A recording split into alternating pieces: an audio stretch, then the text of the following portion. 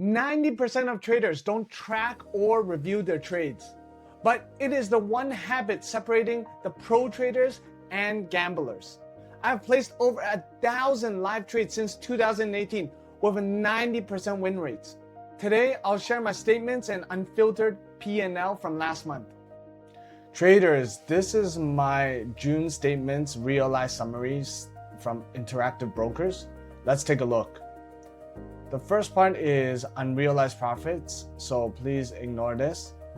These are just my long-term holds, so there's nothing realized. This part is the equity and index options. Let's scroll down to the sum. And these are my future options. The realized number is right here, 9578.96. So just under 10K. This month has been pretty slow. As you can see, I didn't have a lot of trades on. It was a decent amount. By all means, this is not a bad month, but this is not a spectacular month either. All right, traders, if you guys like these numbers and you like what you're seeing and want to learn what I'm doing, click the link below in my description to get your options playbook. Let's look at our win rate and what kind of trades we did.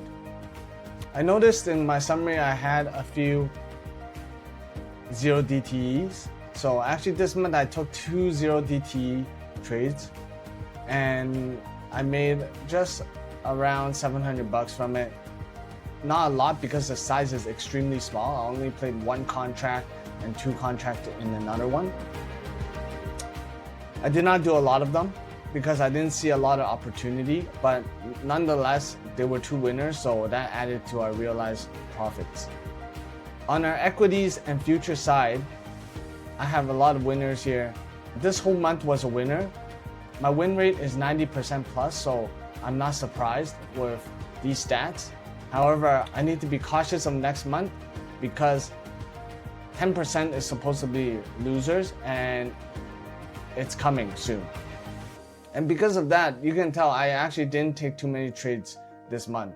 I only took 8 trades, they're all winners.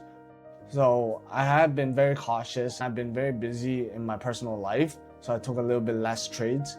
And also, I just don't see too many opportunities this month. Everything was at all-time highs.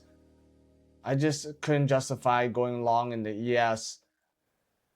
The oil, the war is over now. I have to handle it. So I already took profits on my oil.